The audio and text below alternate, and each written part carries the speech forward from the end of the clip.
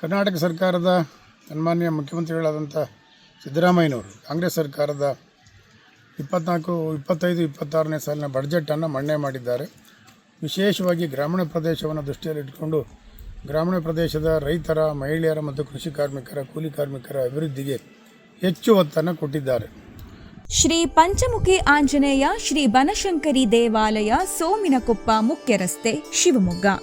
ದಿನಾಂಕ 10 March 2025ರಿಂದ 12 March 2025ರವರೆಗೆ ನಡೆಯಲಿರುವ ದೇವಾಲಯದ ದಶಮಾನೋತ್ಸವ ಮತ್ತು 108 ಅಡಿ ರಾಜಗೋಪುರ ಶಿಖರ ಕಲಶ ಪ್ರತಿಷ್ಠಾಪನಾ ಕಾರ್ಯಕ್ರಮಕ್ಕೆ ಸರ್ವ ಭಕ್ತರಿಗೆ ಆದರದ ಸುಸ್ವಾಗತ.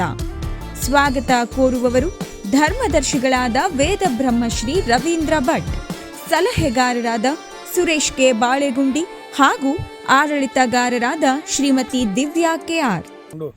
ಗ್ರಾಮೀಣ ಪ್ರದೇಶದ